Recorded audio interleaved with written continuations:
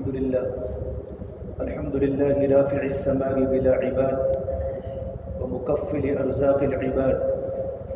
أشهد أن لا إله إلا الله وحده لا شريك له، وأشهد أن سيدنا وسندنا ومولانا محمدا عبده ورسوله صلى الله عليه وعلى آله وأصحابه وأتباعه. أما بعد فأعوذ بالله من الشيطان الرجيم. بسم الله الرحمن الرحيم. يا أيها الناس إن وعد الله حق فلا تغرنكم الحياة الدنيا ولا يغرنكم بالله الغرور. وقال النبي صلى الله تبارك وتعالى عليه وسلم لابن عباس وهو رديفه: يا غلام أعلمك بكلمات احفظ الله يحفظك، احفظ الله تجده تجاهك، وإذا سألت فاسأل الله، وإذا استعنت فاستعن بالله، واعلم أن الأمة لو اجتمعت على أن ينفعوك بشيء لم ينفعوك إلا بشيء قد كتبه الله لك، ولو اجتمعوا على أن يضروك بشيء لم يضروك إلا بشيء قد كتبه الله عليك. رفعت الأقلام وجفت الصحف. رواه مسلم، أو كما قال النبي صلی اللہ تبارک و تعالی علیہ وسلم. میرے محترم پیارے بھائیو، یہ سارا جہاں جو ہمیں دکھ رہا ہے، یہ سارا کارخانہ بنانے والا اللہ تبارک و تعالی ہے. اللہ تبارک و تعالی کی حکومت آسمانوں پر بھی ہے، زمینوں پر بھی ہے. لہ ما فی السماوات وما فی الارض وما بینہما وما تحت الثری. آسمانوں پر بھی اللہ تعالیٰ کی حکومت ہے، زمینوں پر بھی اللہ تعالیٰ کی حکومت ہے. عرش کے اوپر کا بھی اللہ جانتا ہے، تحت الثری نیچے کو بھی اللہ تبارک و تعالیٰ جانتے ہیں. اتنا بڑا نظام بنانا یہ سب اللہ تعالیٰ کے قبضے قدرت میں ہے. آسمان و زمین ہے، بڑے بڑے سیارے ہیں، بڑے بڑے ستارے ہیں، لیل و نہار ہے، گرد و غبار ہے، فضا ہے، خلا ہے. یہ سارا کا سارا جہاں اللہ تعالیٰ نے بنایا ہے.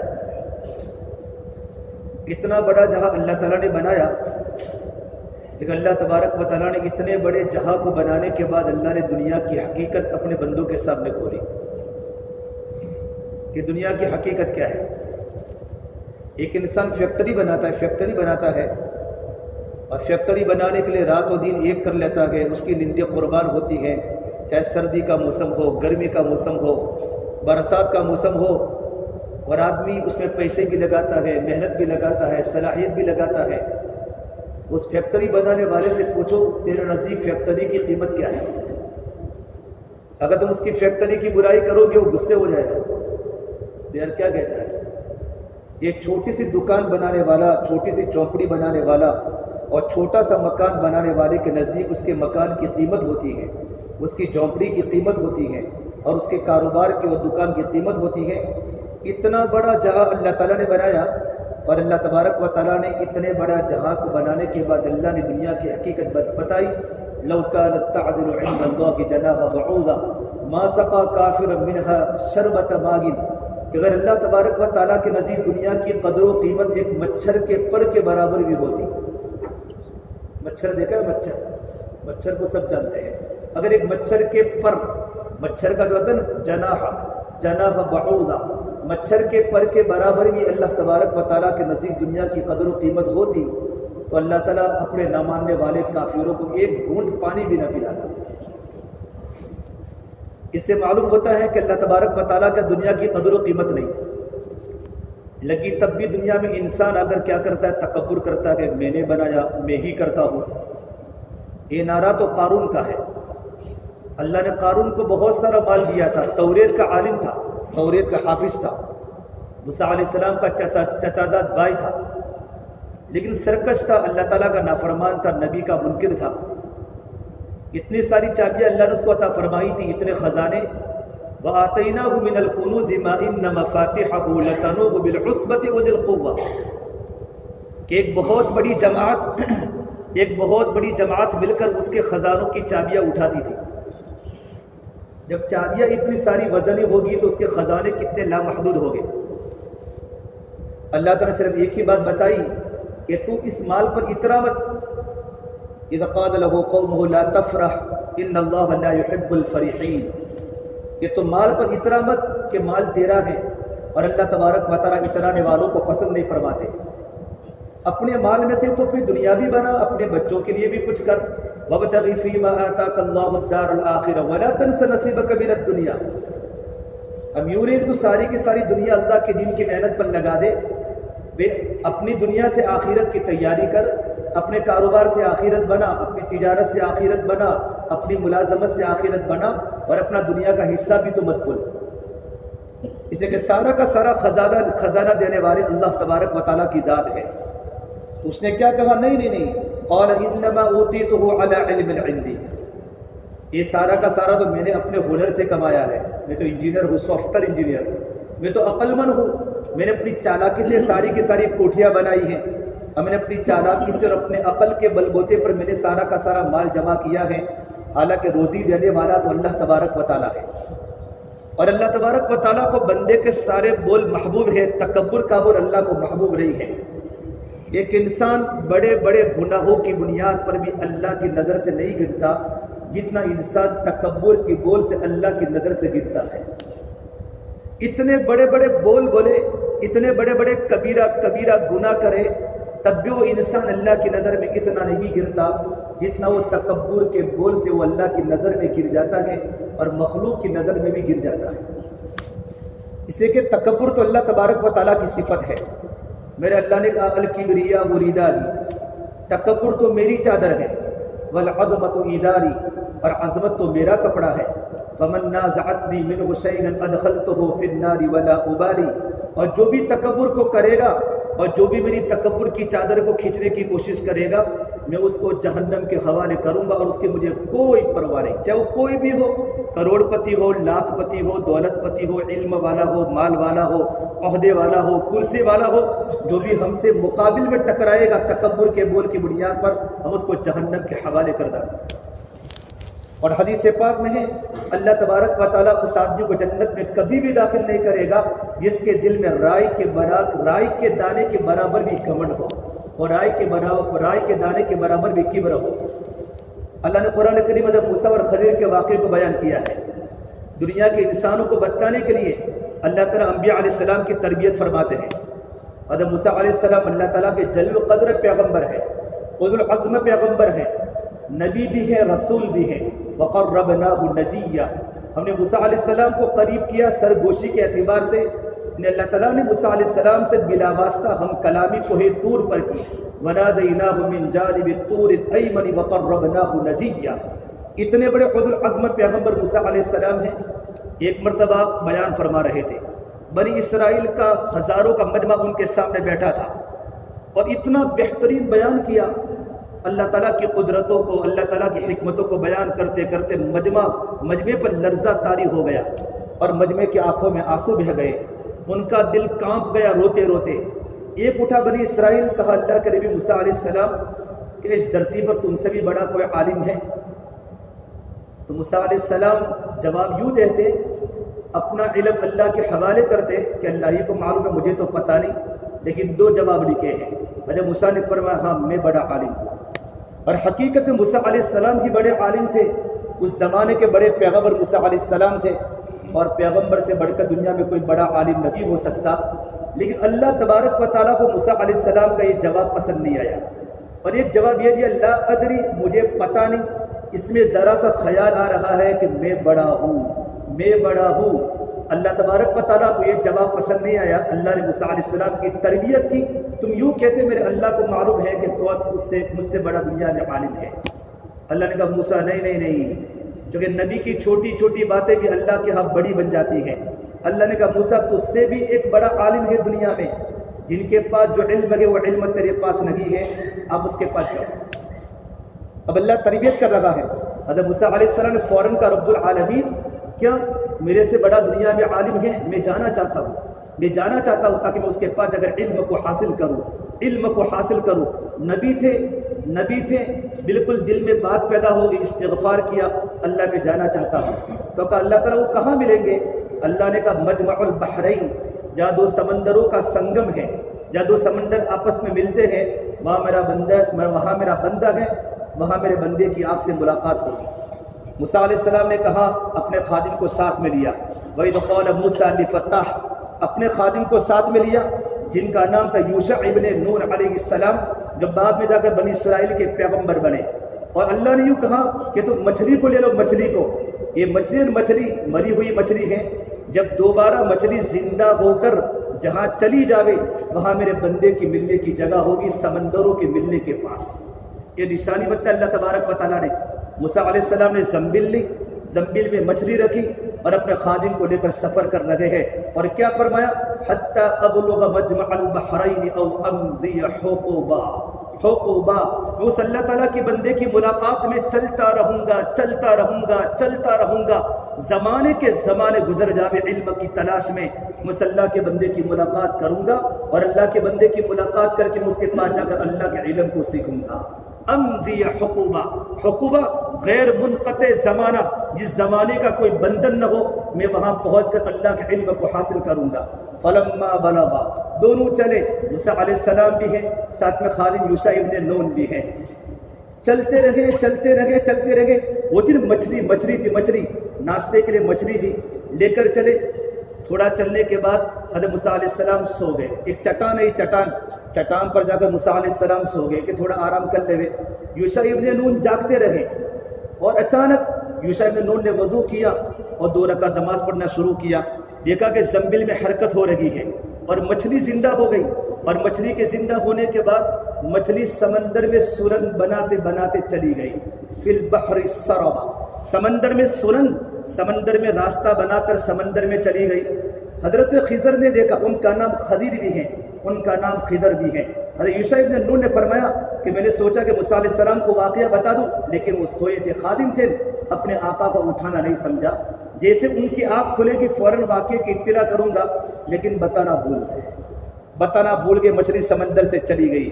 اور علماء نے یہاں تک لکھا ہے، تفسیر میں ابن عطیہ فرماتے ہیں میں نے اس مچھلی کو دیکھا ہے، اس مچھلی کی آدھی کروٹ حضرت موسیٰ علیہ السلام بھی کھاتے رہے، آدھی کروٹ تو کھاتے رہے راستے میں، لیکن وہ مچھلی جب سمندر میں چلی گئی، سمندر میں، تو آدھی کروٹ والی مچھلی سمندر میں رہی اور اس کی نسل بھی دنیا میں چلی۔ اور ابن عطیہ فرماتے میں نے اس آدھی کروٹ والی مچھلی کو اپنے آنکھوں سے دیکھا ہے، بڑے مفسر معرب قرآن میں لکھا ہے۔ دونوں چلے، یہاں تک کہ چلتے چلتے چلتے کہاں چلے؟ 24 گھنٹہ آگے گزر گئے۔ پھر موسیٰ نے فرمایا بھائی مجھے تو بھوک لگی ہے۔ قال لفتاه آتنا غداءنا لقد لقينا من سفرنا هذا نصبا، ارے بھائی اپنا ناشتہ لاؤ، ناشتہ، مجھے تو بھوک لگی ہے، مجھے تو اس سفر میں بہت بھوک لگی ہے۔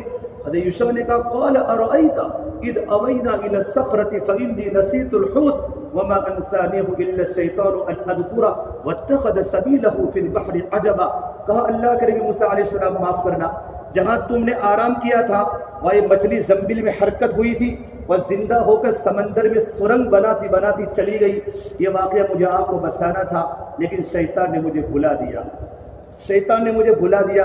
اجے موسیٰ نے کہا رے بھائی قول ذلك ما كنا نبغي، یہی تو ہمارا اسٹیشن تھا، یہی تو ہمارے اللہ کے بندے کی ملنے کی جگہ تھی، تو بھول گیا۔ فرتد على آثارهما قصصا، پھر دونوں واپس چلے، 24 گھنٹہ پیدل، 24 گھنٹہ ریٹرن، آمد و رفت میں 48 گھنٹہ، کھانے کے لیے کچھ سامان موجود نہیں۔ فرتدا، میرے نبی نے فرمایا حضرت موسیٰ علیہ السلام جب تک اپنی منزل تک چلتے رہے ان کو بھوک نہیں لگی، لیکن جب منزل سے آگے غیر ضروری سفر کیا تو ان کو تھکن بھی لگی، ان کو بھوک بھی لگی۔ علماء نے دیکھا جب کوئی انسان اپنی زندگی کے مقصد کو ہٹ کر جب دوسرا راستہ اختیار کر لیتا ہے تو اس کو تھکنے کے سوا کچھ بھی نہیں ملتا، چاہے وہ مال و دولت کا ریل پل والا بھی کیوں نہ ہو، کروڑوں پتی بھی کیوں نہ ہو، ہٹو بچوں کے شور والا کیوں نہ ہو، جب مقصدی زندگی کو ہٹ کر انسان دوسرا راستہ اختیار کرتا ہے اس کو تھکنے کے سوا کچھ بھی نہیں ملتا۔ اب دونوں واپس لوٹے قدم پر، قص یقص قصصا فرتد علی آثارہما قصصا، دونوں اسی قدموں کو دیکھتے ہوئے واپس چلے۔ 24 گھنٹے کا سفر ہوا تو سمندر مجمع البحرین آیا، 2 سمندر مل لگے تھے، مچھلی نے راستہ کر لیا تھا، دونوں راستے میں چلتے رہے، ایک بیچ میں خوبصورت جزیرہ آیا، جزیرے پر خضر علیہ السلام آرام سے سوئے ہوئے تھے۔ کہا تھا تم سے بڑا عالم ہے، سر سے لے کر پیر کے ناخن تک چادر اوڑھی ہوئی تھی۔ حضرت موسیٰ نے کہا السلام علیکم، تو جواب نہیں دیا. ہم کروڑوں پتی کے پاس کتنی منت سماجت کرتے ہیں. علم اس طریقے پر سیکھا جاتا ہے, شاگرد بننا پڑتا ہے تاکہ میں ان سے کچھ لوں تاکہ اللہ تعالیٰ مجھ سے راضی ہو جاوے. تو کیا جواب دیا؟ انا بعبدہ. اس جنگل میں, اس صحرے پر, اس جزیرے پر کون آ گیا؟ کہ انا موسیٰ. کہ من موسیٰ؟ کون موسیٰ؟ کہ موسیٰ بن عمران. کہ وہ بنی اسرائیل والے. کہا بنی اسرائیل والا پیغمبر ہو. پھر چادر کو ہٹائی. کیوں تو آئے میرے پاس؟ تو کیا کہا کہ میں آپ کے پاس هل اتبعک علی ان تعلمنی مما علمت رشدا. هل اتبعک علی ان تعلمنی مجھے آپ سکھاؤ. اپنے آپ کو بالکل فانی کر دیا, بالکل شاگردی. حالانکہ موسیٰ علیہ السلام خضر سے بڑے پیغمبر ہیں, لیکن بڑا اگر چھوٹے کے پاس جاتا ہے تو ادب سیکھنا پڑتا ہے. اپنے آپ کو بالکل فنا کر دیا. ان تعلمنی کہ هل اتبعک, کیا میں آپ کے غلام بن سکتا ہوں کہ چند دن آپ کے پاس رہ کر میں علم سے فائدہ اٹھاؤں. مما علمت رشدا, جو اللہ نے آپ کو علم عطا فرمایا ہے. تو جب یہ کہا, حضرت خضر نے کیا کہا؟ انک لن تستطیع معی صبرا. بڑا سخت جواب. انک لن تستطیع, یا داخلہ نہیں ہوتا ہمارے ہاں, تو میرے ساتھ رہ کر صبر نہیں کر سکتا. انک لن تستطیع معی صبرا. اللہ نے موسیٰ علیہ السلام کا تبلیغی سفر بھی قرآن میں سنایا اور تعلیمی سفر بھی سنایا. تبلیغی سفر 26 پاروں میں سنایا اور تعلیمی سفر صرف 2 پاروں میں سنایا. 15ویں سے شروع ہوتا ہے, آخر کے صفحے سے 16ویں کے پہلے پر ختم ہو جاتا ہے. اور تبلیغی سفر حضرت موسیٰ علیہ السلام کا اللہ نے 26 پاروں میں اللہ نے بیان کیا ہے. انک لن تستطیع معی صبرا, تو میرے ساتھ رہ کر صبر نہیں کر سکتا. پھر حضرت خضر نے کہا وَكَيْفَ تَصْبِرُ عَلَى مَا لَمْ تُحِطْ بِهِ خَبْرًا, اور تو کیسے صبر کرے گا جبکہ تیرے پاس جو علم ہے وہ الگ ہے, تشریحی علم ہے. میرے پاس جو علم ہے وہ تکوینی علم ہے, تو میرے علم کو برداشت نہیں کر سکتا. تو کہا حضرت موسیٰ نے کہا نہیں. قال ستجدنی ان شاء اللہ صابرا ولا اعصی لک امرا, میں آپ کا غلام بن جاؤں گا, بالکل ذرہ برابر آپ کی نافرمانی نہیں کرے گا. کہ ٹھیک ہے, پکا کہ پکا.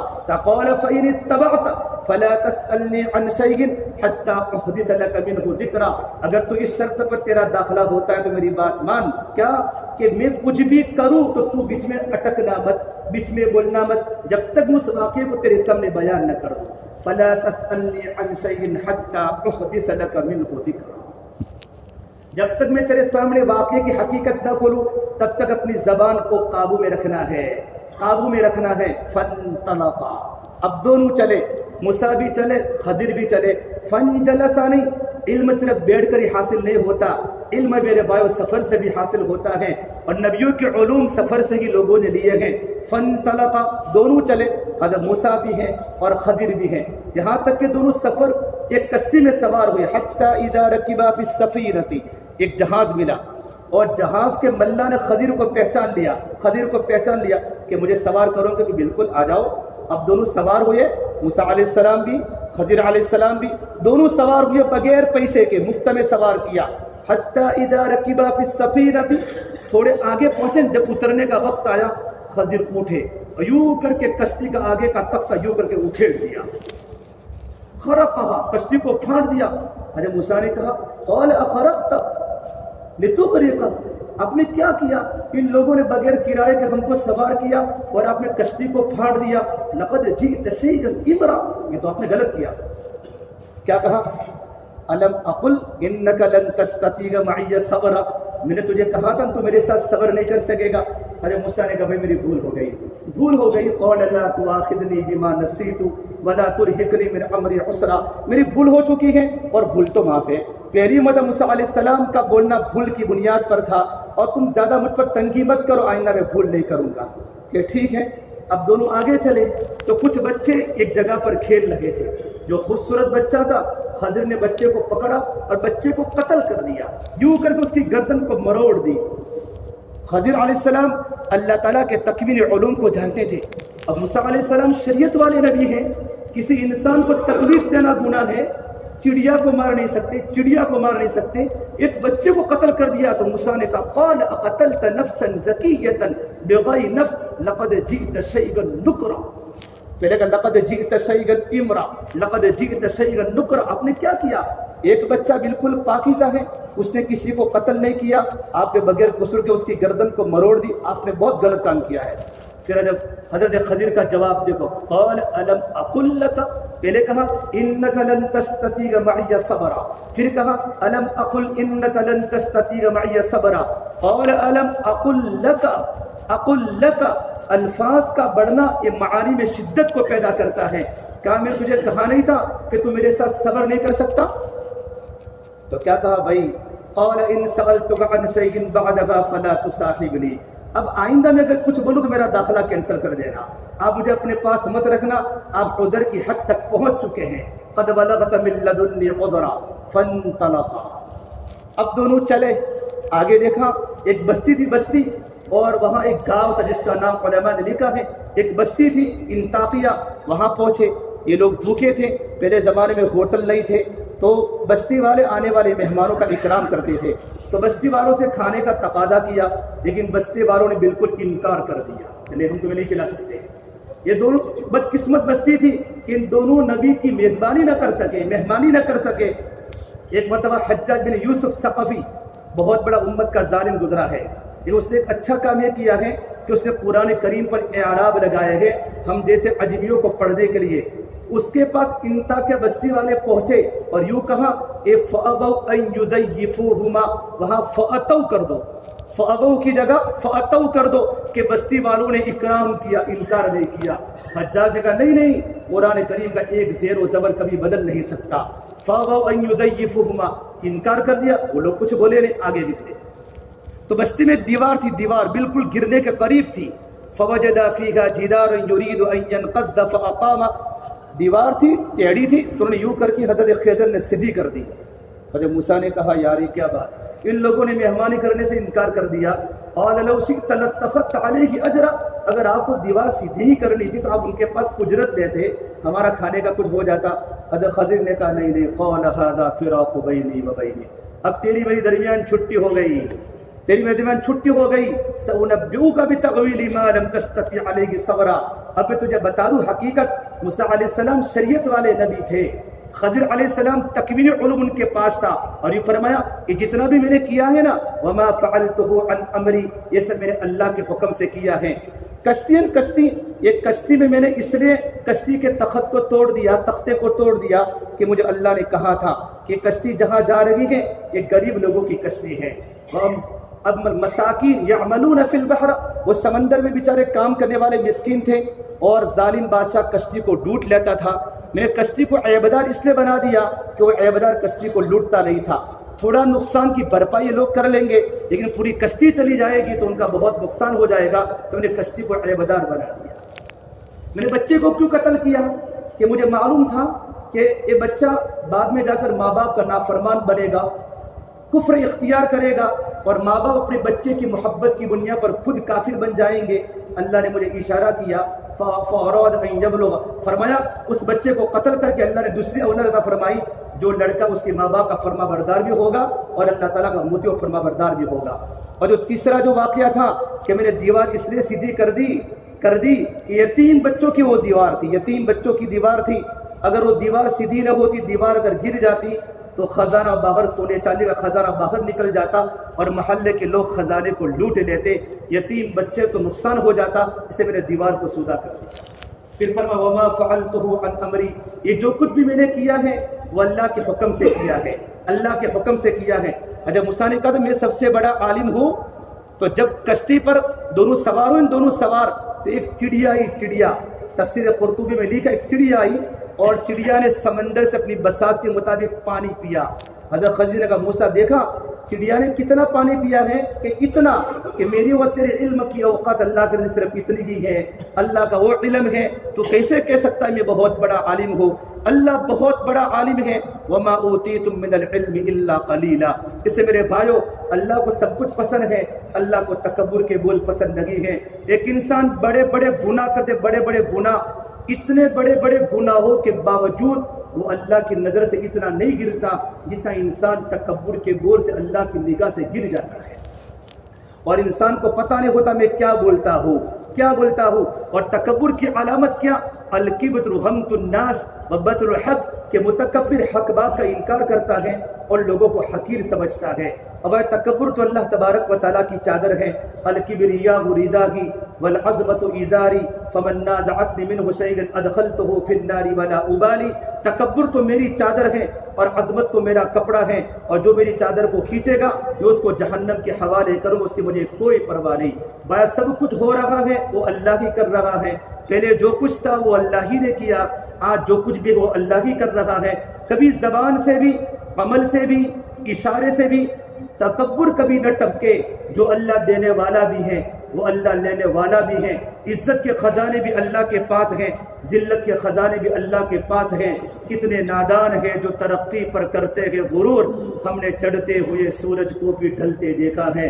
کتنے بے وقوف ہیں، اللہ نے کچھ مال دیا، اللہ نے کچھ ڈگریاں دے دی، ڈاکٹر بنے، انجینئر بنے، بادشاہ بنے، گاؤں کے بڑے بنے، گاؤں کے چودھری بنے، افسر بنے، تو انسان غریبوں کو بھول جاتا ہے، ماتحت کے لوگوں کو بھول جاتا ہے. اس کا مزاج بدل جاتا ہے، اس کی زبانیں بدل جاتی ہیں، اس کا برتاؤ بدل جاتا ہے. اللہ کو پسند نہیں ہے. آپ صلی اللہ تبارک و تعالی علیہ وسلم پورے عالم کے نبی، اور آپ فرماتے تھے میں تو اس طریقے پر کھانا کھاتا ہوں جس طرح ایک غلام کھانا کھاتا ہے، ایک غلام کھانا کھاتا ہے. اور آپ اس طریقے پر صحابہ کرام کے بیچ میں رہتے تھے کہ آنے والا باہر کا مسافر پوچھتا تھا من منکم محمد، تم میں سے محمد صلی اللہ علیہ وسلم کون ہے؟ اپنی الگ سے کوئی پہچان نہ ہو. ہم اللہ کے بندے ہیں، اللہ کے نبی کے امتی ہیں، ہمارا نام امت ہے، ہمارا کام دعوت ہے. چھوٹے بن کے اللہ کے بندوں کو اللہ کی دین کی دعوت دینا اور زندگی میں محنت کرنا، یہ ہمارا کام ہے اور ہماری منزل ہے. اللہ مجھے بھی عمل کی توفیق دے، اللہ آپ کو بھی عمل کی توفیق دے. وہ جمعہ کے دن ہمارا مجمع جلدی آ جاوے. جمعہ کی بہت بڑی فضیلت ہے. ملائکہ گیٹ کے پاس کھڑے، آپ نے دیکھے ملائکہ، آپ نے دیکھے فرشتے دیکھیں، وہ آپ کے گیٹ کے پاس کھڑے تھے. رجسٹر میں لکھتے ہیں جو پہلے آتا ہے اونٹ کی قربانی کا ثواب، جو بعد میں آتا ہے بکری کی قربانی، بیل کی قربانی کا ثواب، اس کے بعد آتا ہے بکری کی قربانی کا ثواب، اس کے بعد آتا ہے مرغی کی قربانی کا ثواب. آخر میں پھر کچھ نہیں ملتا، فرشتے دفتر کو بند کر لیں. جمعہ کا مبارک دن فرشتے کھڑے تھے، آپ کو پتہ نہیں، آپ کو دیکھا، آپ کا نام لکھا، آپ کا اجر لکھا. بھائیو جمعہ میں جلدی آؤ، یہ تو عید کا دن ہے. جمعہ کا دن مسلمانوں کا عید کا دن ہے. کچھ دین کی باتیں موٹی موٹی سن لو، اگر کوئی بات دل پر لگ جاتی ہے زندگی کے بدلنے کا ذریعہ بن جاتا ہے اور نسلوں کے بدلنے کا ذریعہ بن جاتی ہے. اللہ مجھے بھی عمل کی توفیق دے، اللہ آپ کو بھی عمل کی توفیق دے.